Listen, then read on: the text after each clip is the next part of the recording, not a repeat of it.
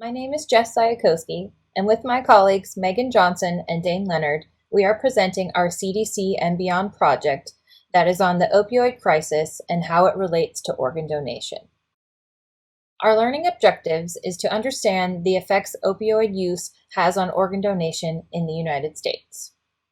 Another objective is to define the role of an OPO, which is an organ procurement organization, and to define the OPTN, which is Organ Procurement Transplantation Network, who allocates and decides where the organs go, and to understand the process of going from drug addiction to the consent, the matching, the surgery, and the recovery of organs.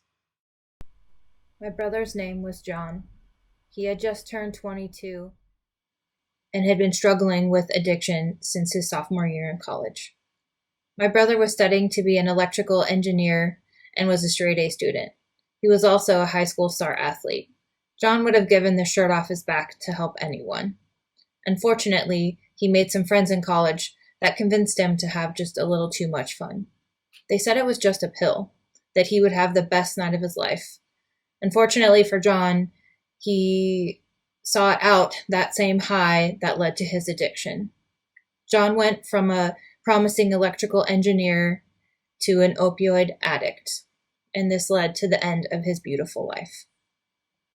My name is Megan Johnson, and I'm a healthcare representative from an organ procurement organization. Justice Brother's driver's license stated he was registered to be an organ donor. This was legal consent, and I was there to honor his wishes. Due to his health condition of being declared brain dead and being on a ventilator, he was evaluated and suitable for an organ donation. We went over the medical and social questionnaire to make sure it was safe to move forward with the donation process. Preventing the addiction to opioids and stopping the path to these dangerous drugs will reduce these needless deaths. The CDC has been working to improve resources toward data collection, supporting healthcare providers to make better evidence-based decisions, and encouraging consumers toward more health-conscious choices. There are over 116,000 people waiting for a life-saving organ transplant here in the U.S. Last year, there were 36,000 transplants. However, only 58% of the people were actually registered organ donors. As much as I would love to have my brother back, this is the silver lining, and he is the hero living on, giving Dane a second chance at life to keep fulfilling his dreams. Organ donors give a gift, which is shown in this PSA, Good in You, from the U.S. Government Information on Organ Donation and Transplantation, which you will now watch. Your story doesn't have to end. As an organ donor, the good in you can live on.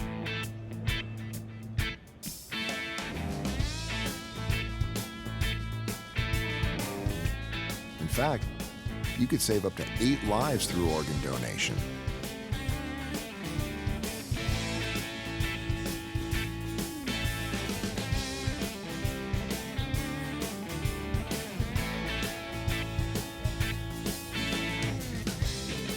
Sign up to give the gift of life after you're gone.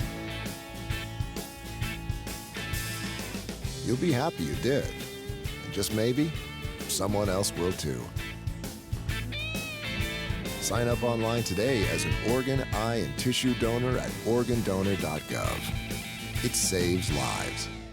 Organ procurement organizations, OPOs, are all over the United States and are regulated by the Centers of Medicare and Medicaid Services, or CMS, with the following goals of increasing the number of registered donors in their service area, community outreach to increase the number of signups, help with the donation process, discussion of the donation with family members, evaluate potential donors, and manage the removal and transport of the donated organs. OPOs are another side of healthcare with the goal of saving lives and giving patients a second chance at life. Organ Procurement and Transplantation Network, or OPTN, is a private sector and nonprofit entity that has a national database of all individuals who are waiting for a transplant. The electronic system creates a list of possible matches that are the same blood type, same tissue type, and same size based on the available organ. The transplant surgeon then completes a medical evaluation if they believe the organ is suitable for the patient. I was a basketball player with the hopes of playing for a Division I school and eventually moving on to the NBA. However, I would experience shortness of breath and chest pains after running on the court a few times. I passed out one game during my junior year of high school and was diagnosed with cardiomyopathy. I went from a basketball star to praying to make it to my 30th birthday. I have been in and out of hospitals for years, and 2 years ago I was finally put on the heart waiting list at Mayo Clinic. Each day that passes, I get discouraged, but I try to remain hopeful. It's hard because I know someone will have to pass away in order for me to get a new heart. On January 4th, 2020, I got the call that changed my life. They found a match and I needed to come to the hospital immediately and be prepped for my transplant.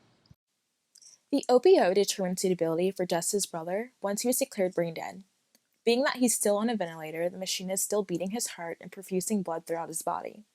Once we opened the UNOS list, we found that he was a match for Dane Leonard. We contacted Dane's transplant surgeon and scheduled an OR time. From the time the patient is declared brain dead to the point the recipient is on anesthesia is about 72 hours.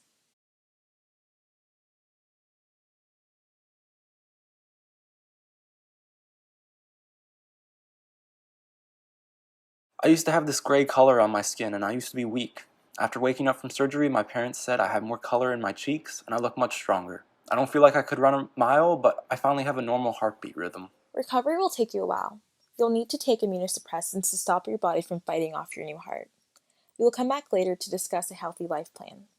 In the meantime, you better make good use of that new heart and work your way back to the game of basketball. One day you'll be able to exercise and keep that new heart healthy. A year later, a donor picnic in honor of John to raise awareness of donation. It's so nice to finally meet you, Jess. Thank you for all your letters telling me about your family and your wonderful brother. I can't tell you how grateful I am to your family for honoring your brother's wishes. I'm so sorry that he passed away. On a positive note, after a year of exchanging letters, I actually got to meet Dane Leonard the other day, the recipient who received my brother's heart. Words can't describe how I felt that day. I think I cried 1,000 tears. One of the greatest things that Dane ever gave me was a stethoscope, and he let me listen to my brother's heart in his chest. And the overwhelming gratitude that I had for that in that moment was undescribable.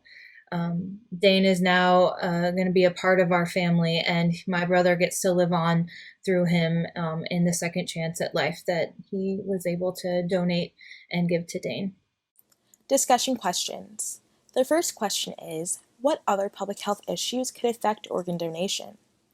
The second question, go to the U.S. government information, organ donation, and transplantation. Visit the website linked inside the video. Lastly, which 3 states have the highest percentage of registered donors in the year of 2018?